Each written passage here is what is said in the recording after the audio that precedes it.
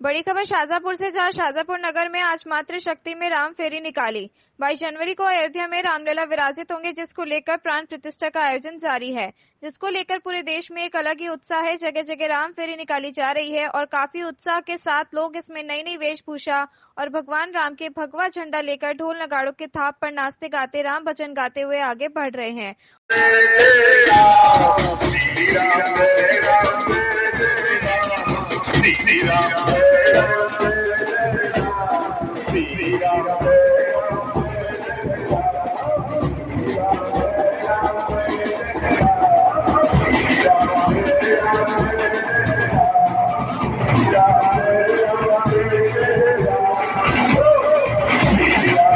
और राम फेरी निकाली जा रही है। इसी तरह का नजारा शाजापुर जिला मुख्यालय पर भी देखने को मिला।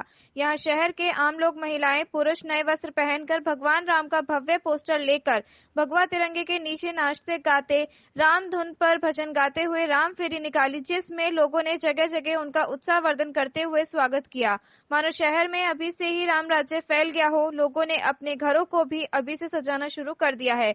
लाइटिंग का कार्य भी जोरों पर चल रहा है।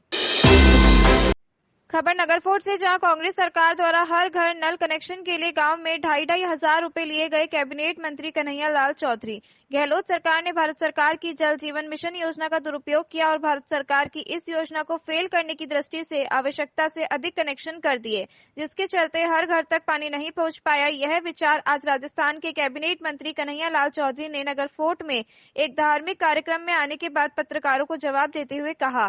जन स्वास्थ्य अभियांत्रिकी एवं भूजल मंत्री कन्हैया लाल चौधरी ने प्रेस वार्ता को संबोधित करते हुए कहा कि नल कनेक्शन के लिए गांव में 2,500 रुपए लिए गए हैं और भारत सरकार की योजना को फेल करने के लिए आवश्यकता से अधिक कनेक्शन कर दिए, जिसके चलते नलों में पानी नहीं पहुंच पाया। यह गहलोत सरकार की गलत नीति के परिणाम स्वरूप हुआ है। चौधरी ने कहा कि हमने रास्ते में देखा है कि गहलोत सरकार ने किस प्रकार से कार्य करवाए हैं। जनता ने उनको इसका सबक सिखा दिया है। इससे पहले नगर फोर्ट आगमन पर कैबिनेट मंत्री चौधरी का जगह जगह तोरण द्वार बनाकर स्वागत किया गया और पटाखे छोड़े। बाद में चौधरी नगर फोर्ट में आयोजित श्याम मंदिर प्राण प्रतिष्ठा के कार्यक्रम में आयोजित भागवत कथा में आरती की तथा भागवत कथा सुनी। इस अवसर पर मंत्री चौधरी ने श्याम परिवार का धन्यवाद अदा किया। देखो, आज तो जिस तरह से श्याम परिवार ने यहाँ पे, मैं सबसे पहले तो धन्यवाद देना था सनातन प्रेमियों को, श्याम बाबा के सभी भक्तों को, जिन्होंने इतना बड़ा एक ये वो लिए शपथ, जिस तरह से भगवान का इतना बड़ा मंदिर बनाने की जो इन्होंने जो अपना अभियान चलाया, मैं इनको तहे दिल से धन्यवाद देना चाहता हूँ। आज हमारे यहाँ भागवत कथा में हमें श्रवण करने का इन्होंने मेरे को मौका दिया, विजय जी को मौका दिया, हमारे प्रमुख साहब को मौका दिया। सब हम सब मिलकर इनको तहे दिल से धन्यवाद देते हैं। ईश्वर श्याम बाबा भगवान के सभी पर खूब आशीर्वाद दे, भला करे, पूरे देवली उन्हें विधानसभा को खूब आशीर्वाद दे। और आज जिस तरह से विजय जी और हम साथ साथ चल रहे थे, जगह जगह गाँव में पिछले 5 साल में सरकार के जो कुकर्म सामने आ रहे हैं, जिस तरह से इन्होंने भ्रष्टाचार सामने आ रहा, जिस तरह से इन्होंने इतना बढ़िया अभियान, जो हमारे देश के प्रधानमंत्री महत्वपूर्ण अभियान था जल जीवन मिशन, इसमें हर घर पे पानी पहुंचाना। लोग तो पैसे दे के प्याव लगाते हैं, या जनता के पैसे से भी ये लोगों ने लूट लिया।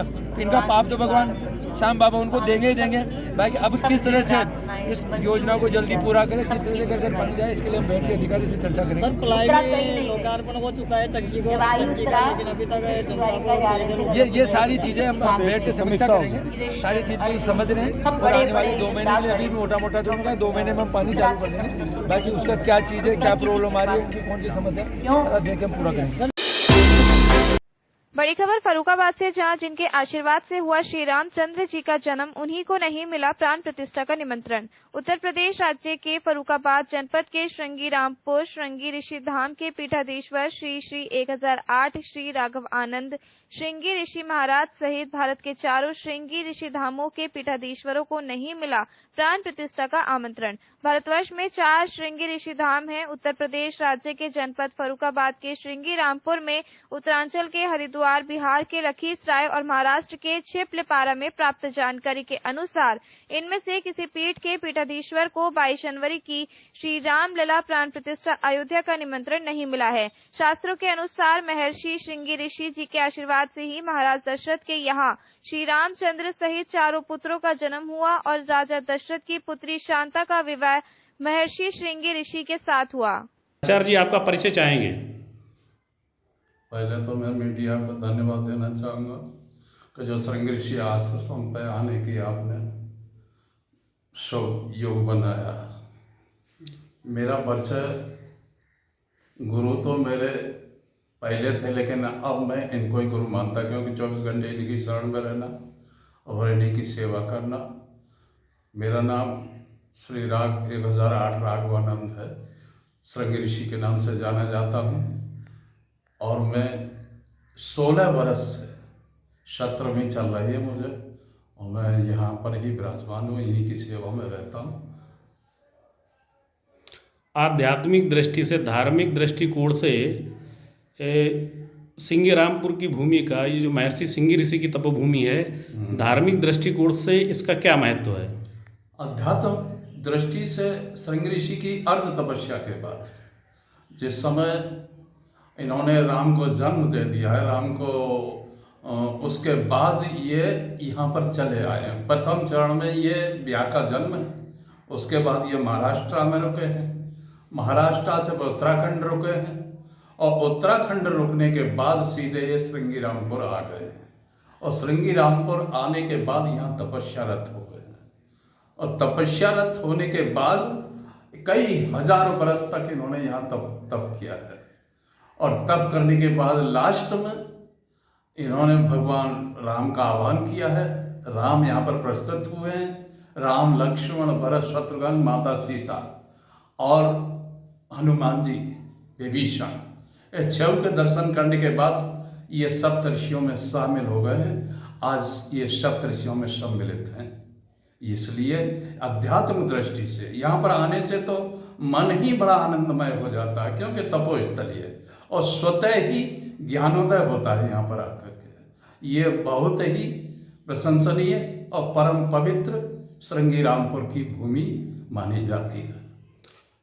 मर्यादा पुरुषोत्तम रामचंद्र जी और महर्षि सिंगी ऋषि जी का आपस में क्या संबंध है, इसे एक विस्तार से बताइए।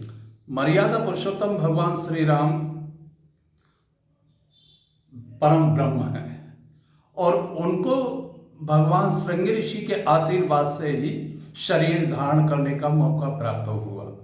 एक बार दशरथ जी ने, वशिष्ठ जी ने विचार आपस में किया था कि अत्याचार बहुत बढ़ गया है, इसके पीछे क्या होना चाहिए, कैसे होना चाहिए।